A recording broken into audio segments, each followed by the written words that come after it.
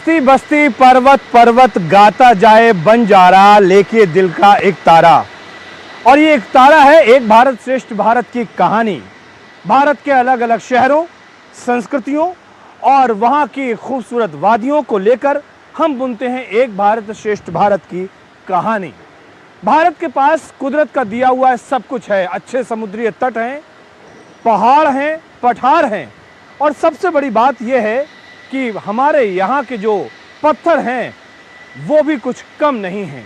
और एक अच्छा शिल्पकार जब मिल जाता है तो कंकड़ कंकड़ शंकर बन जाता है। कंकड़ कंकड़ शंकर कैसे बन जाता है, आज एक भारत श्रेष्ठ भारत के इस खास अंक में हम यही कहानी आपको दिखाने जा रहे हैं। चारों तरफ पत्थर के बड़े बड़े ब्लॉक्स आपको नजर आ रहे होंगे और ये ब्लॉक्स जब तराशे जाते हैं, जब इनको आकार दिया जाता है तो न जाने कितने मंदिरों की शोभा बढ़ती है, न जाने कितने दहलीजों पर इनके बीम लग जाते हैं, न जाने कितने घरों के आंगन सज जाते हैं। और जब ये पूरा का पूरा हम दृश्य देखते हैं तो हमें उसमें भारत के शिल्पकारों की वो कारीगरी नजर आती है जिससे हम कहते हैं कि हमारा एक भारत श्रेष्ठ भारत है। हमें वो आध्यात्मिकता का बोध होता है मंदिरों में जो हमारी परंपराओं को और हमारी विरासत को संभाले हुए हैं। तो आज इन पत्थरों की जुबानी एक भारत श्रेष्ठ भारत की कहानी।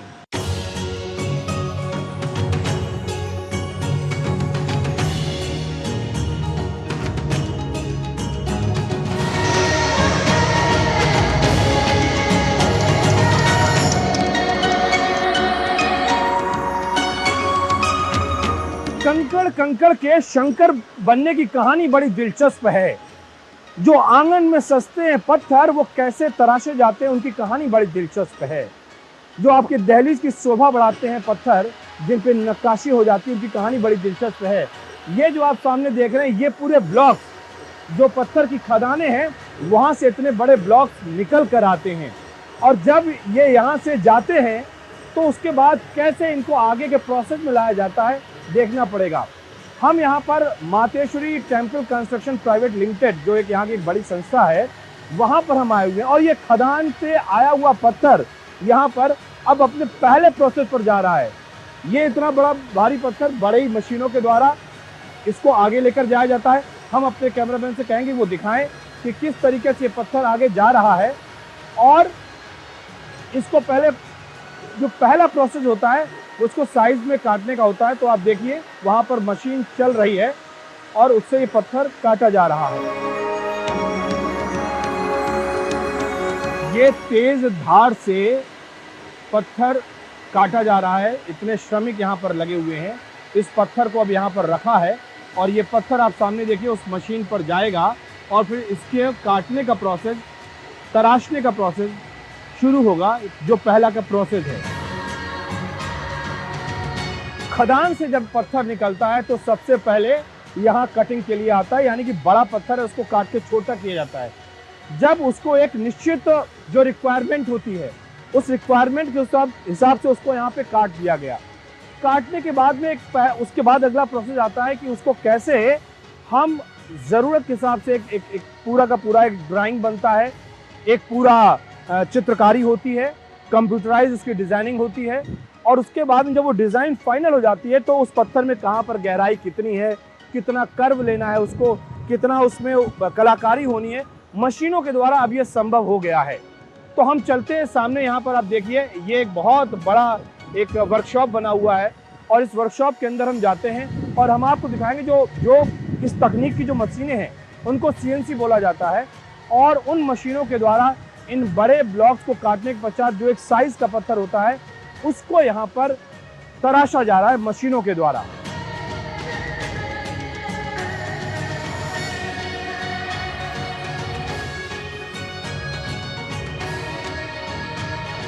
कहते हैं कि जब कोई पहाड़ से पत्थर चलता है ना तो वो घूमते घूमते घूमते घूमते ऐसा बन जाता है, वो शंकर बन जाता है और घरों में लोग उसकी पूजा करते हैं। ये जो पत्थर आ रहे हैं ये खदान से निकलने के बाद में इनको मानव श्रम के जरिए, मशीनों के जरिए ऐसा तराशा जा रहा है कि वो किसी भी मंदिर की शोभा बढ़ाते हैं। दहलीज पे, गुम्बद पे, आंगन में, बहुत जगहों पर ये बड़ा सा पत्थर यहाँ पर आ गया है। ये जो मशीन आप देख रहे हैं ये CNC मशीन है। एक मशीन में 2 यहाँ पर ये मशीनें लगी होती हैं और इन दोनों मशीनों के जरिए ऊपर जो इनको एक कमांड दिया जाता है, उन कमांड के जरिए ये मशीनें लगातार कर्व करती हैं। ये जरूर हम दिखाएंगे। ये देखिए यहाँ पर मशीन चल रही है, पानी गिर रहा है और जहाँ पर ये पानी भरा हुआ है ये देखिए यहाँ पे ये कर्विंग हो रही है। ये पूरी मशीनें यहाँ पर इसको कर्व कर रही हैं। ये निश्चित तौर पर किसी मंदिर के एक बड़े बीम का हिस्सा होगा और ये जो बीम है 20 फीट का है ये, और ये बीम यानी कि 2 कॉलम के ऊपर ये बीम रखी जानी है जिसको चारों तरफ से दिखाया जाना है। तो ये यहाँ पर काम हो रहा है मशीनों के द्वारा। लेकिन एक बात मैं यहाँ पर कहना चाहूँगा अपने तमाम दर्शकों से, वो ये कि हाथों की जगह मशीन नहीं ले सकती है। ये बात बिल्कुल सच है, क्योंकि जो काम हाथों से होता है वो काम मशीनों से हो नहीं पाता। लेकिन वॉल्यूम ज़्यादा है, काम ज़्यादा है, तो पहले इन मशीनों से काम करवाया जाता है। लेकिन अगर उसमें हमें कुछ कमी लगती है कि फिनिशिंग बहुत अच्छी नहीं आई है या जो किसी की रिक्वायरमेंट है उस रिक्वायरमेंट के हिसाब से अगर हम देखें तो हमें लगता है कि अभी इसमें काम करने की ज़रूरत है, तो फिर वो काम जाता है हाथों की तरफ। यानी कि इन ब्लॉक्स को उठाने के बाद में हस्तशिल्प यानी कि हाथों से कारीगरी होती है, छेनी के द्वारा, हथौड़ी के द्वारा कारीगरी होती है। तो वो फिर एक अगला चरण है इसका कि हम उसको फाइनल सेक्शन देते हैं।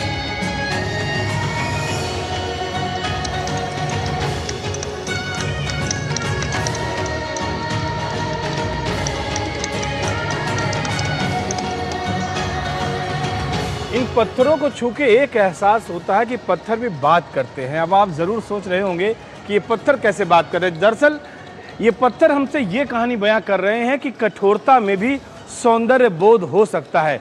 जो व्यक्ति मगरूर है, अहंकारी है, तो आप ये मत सोचिए कि उसके अंदर मोहब्बत नहीं है। मोहब्बत है, बस मोहब्बत को निकालने वाला चाहिए।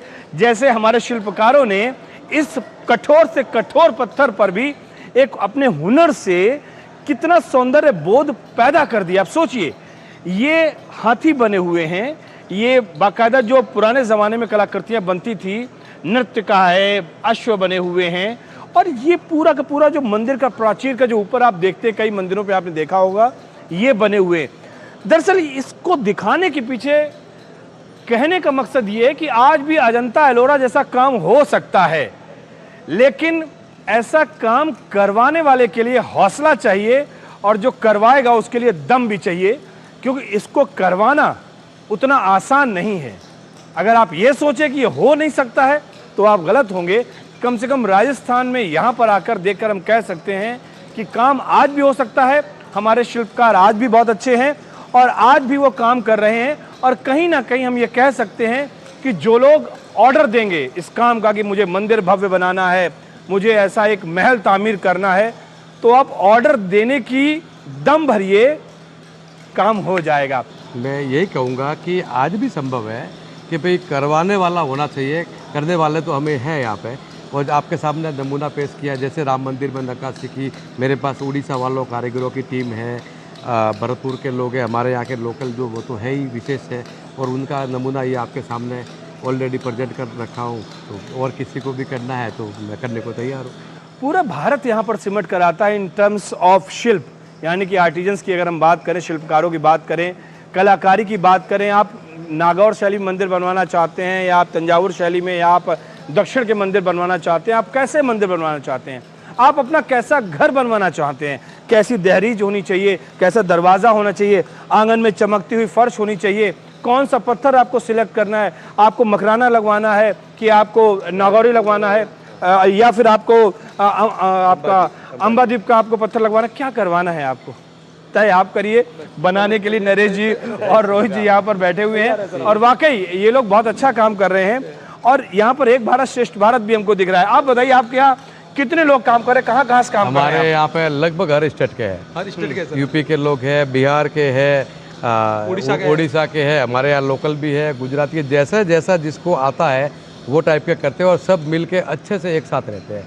सबका एक कॉमन हमने रेसिडेंस कर रखा है, सब मस्ती से रहते हैं और सबका अपने अपने विचार विमर्श करते हैं और सुबह से शाम तक राम मंदिर में से सबका चलिए, बहुत बहुत शुभकामनाएं। हम ये जरूर चाहेंगे कि आपके और आपके जैसे और लोगों के जरिए भारत के हर शहर में कम से कम एक शिल्प का हमें ऐसा नमूना दिखे जिससे लोग कहेंगे वाह, क्या भारत है, क्या भारत की संस्कृति है, क्या भारत का शिल्प है और क्या भारत का शिल्पकार है। वाकई बहुत अच्छा लग रहा है जब मैं यहाँ पर आया हुआ।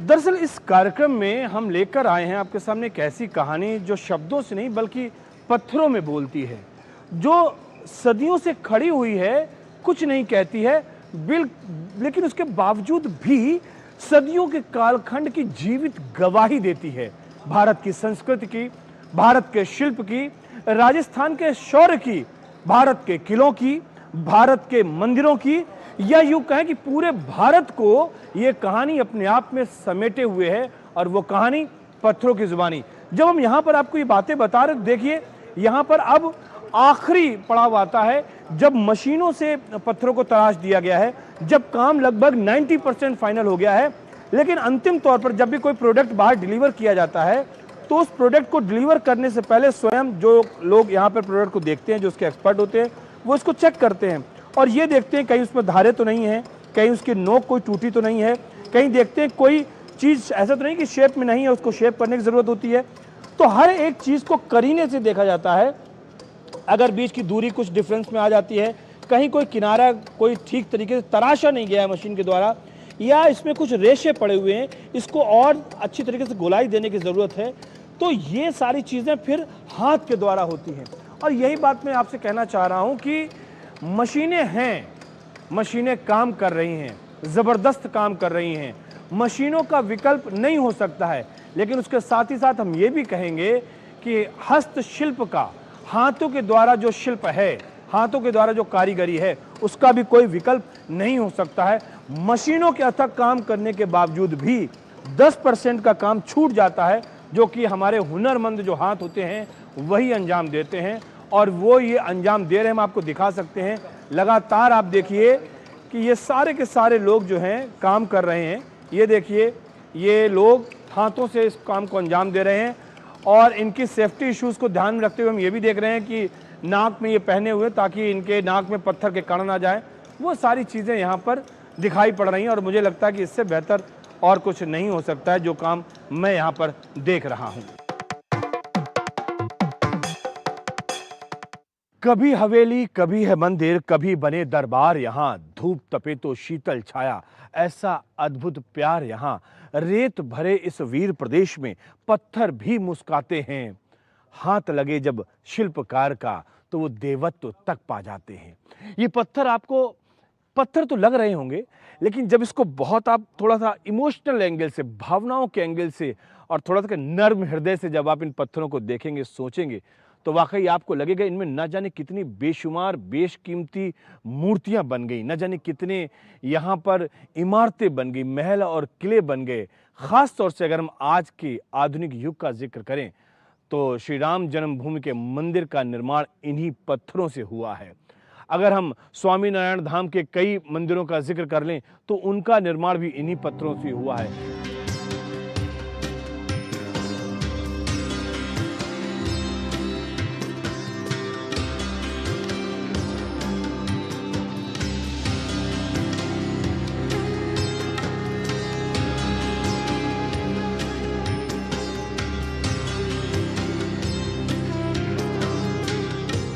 ये तो सर कोई राम जी की कृपा ही हुई होगी। जब हम दोनों भैया ने काम लिया था तो हमको भी विश्वास नहीं था कि इतना काम हो जाएगा। फिर कैसे कैसे होता रहा, काम की बढ़ती रही, लेबर भी बढ़ती रही, मशीनें भी लगाई सर हमने। बाद में सीएनसी मशीन आई उसके बाद में।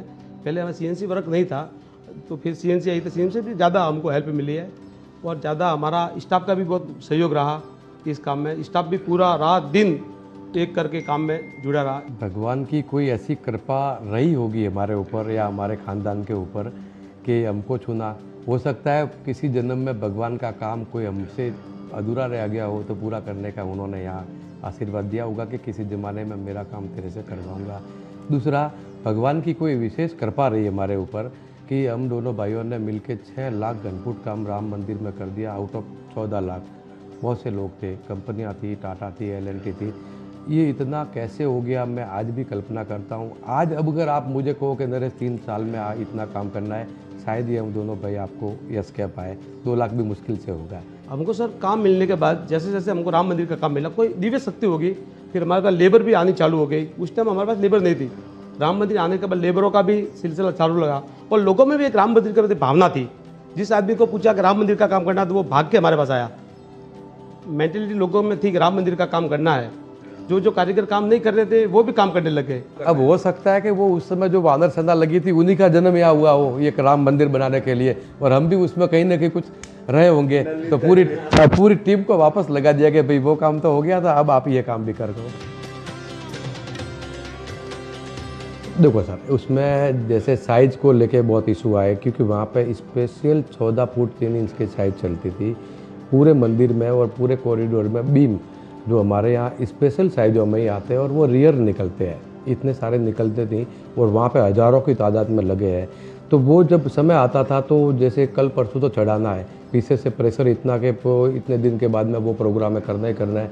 अब वो फ़ोन से परेशान हो जाते थे, लेकिन अगले रात को भगवान राम का नाम लेके सोते थे, सुबह अपने आप मैसेज आता था कि भाई साहब हमारा एक ब्लॉक निकला, उसमें से 50 बीम आपके निकल जाएंगे। यहाँ तक मानो कि जितने वेंडर ये अरेंज नहीं कर पाए उनके बीम भी मैंने अरेंज करके दिए हैं। मैंने इस प्रोजेक्ट के अलावा दूसरे लोगों का सहयोग भी बड़ा किया है।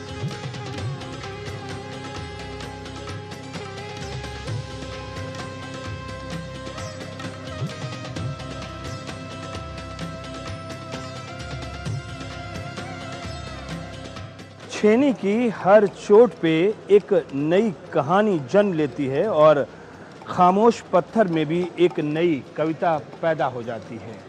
मन गौरव से भर जाता है, एक दिव्य शांति की अनुभूति होती है और चेहरे पर एक मुस्कान सी आ जाती है। जी हाँ, यही वो सच है जो मैंने महसूस किया इस कार्यक्रम के निर्माण के दौरान। कुदरत ने बेशुमार दौलत से नवाजा है, इसका कोई मूल्य नहीं है।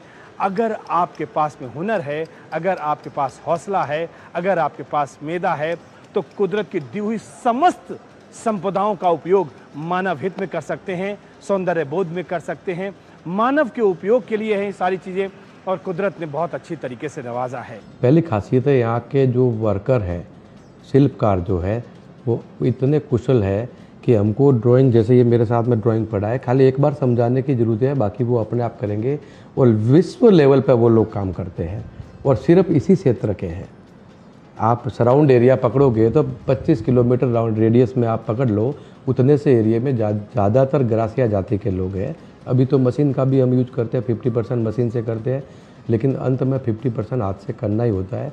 तो यहाँ की कारीगरी जो है वो फेमस है, इसीलिए बिजनेस यहाँ पे डेवलप हुए। मेरा नाम भंवरलाल सुथार, मैं गांव थाना डूंगरपुर जिला से हूँ। मैं राम मंदिर में दो साल से काम करवा रहा हूँ। मेरे पास लगभग 50-60 कारीगर काम कर रहे हैं। मेरा नाम तिमन भाई और मैं गुजरात से हूँ, पेडरुमा, और यहाँ 10 साल से काम कर रहा हूँ। राम मंदिर का काम किया और बहुत इससे पहले भी मंदिरों का काम किया है। यहाँ पर अलग अलग जगह पे, हैदराबाद है, झारखंड है, कई जगह पे काम किया है, बेंगलोर है, सब जगह पे काम किया है हमने इधर।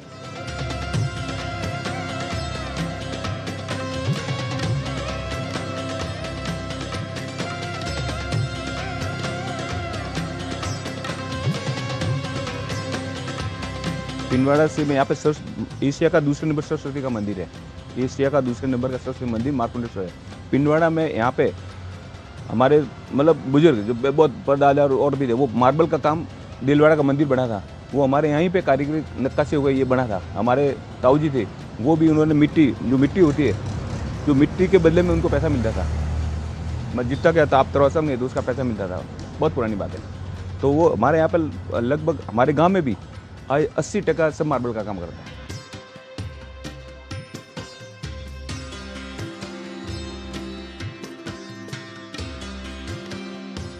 ये पत्थर जो है बंसी पहाड़पुर भरतपुर ज़िले में पड़ता है, वहाँ से ये पत्थर हमने यहाँ ख़रीद के लाया, जो लगभग 500 किलोमीटर पड़ता है।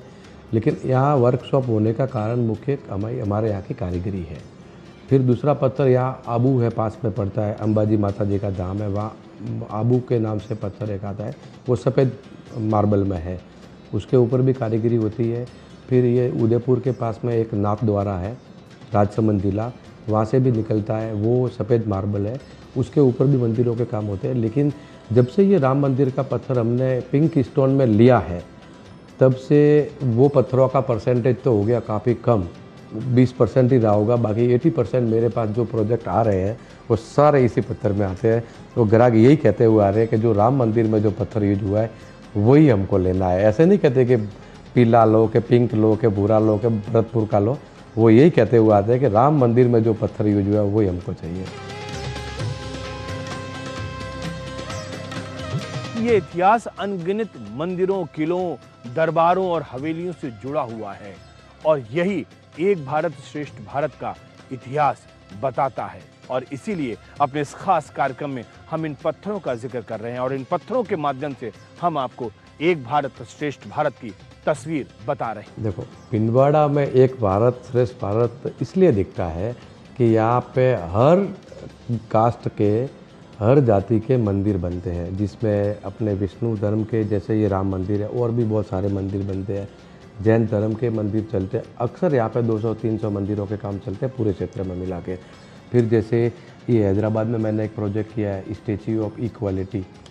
फिर ये जैसे ये कोई मुस्लिम लोगों की मस्जिद वगैरह भी यहाँ पे बनती है, उनका भी काम यहाँ पे चलता है कारीगरी के हिसाब से। इसलिए सारे भगवानों के मंदिर हमारे यहाँ से बन के जाते हैं। तो मैं यही कहूँगा कि वो श्रेष्ठ भारत इसीलिए कहलाता है कि ये हमारे एरिया से सारे भगवानों के मंदिर बनते हैं। तो मंदिरों की नगरी एक प्रकार से ये हुई है। सर, पिंडवाड़ा एक भारत श्रेष्ठ भारत इसलिए है कि यहाँ पर हर मंदिरों का काम हो रहा है और हर तरह के मंदिरों का कार्य हो रहा है और सरस्वती माता जी की यहाँ पे सब पे कृपा भी बनी हुई है, इसलिए एक भारत श्रेष्ठ भारत कहलाता है। और यहाँ पे उड़ीसा वाले कारीगर, आप यूपी के कारीगर देख लो, महाराष्ट्र के कारीगर देख लो, जहाँ के भी कारीगर सब यहाँ पिंडवाड़ा में आके काम कर रहे हैं। ये कारीगरी के हिसाब से एक भारत श्रेष्ठ भारत के नाम से कहलाता है।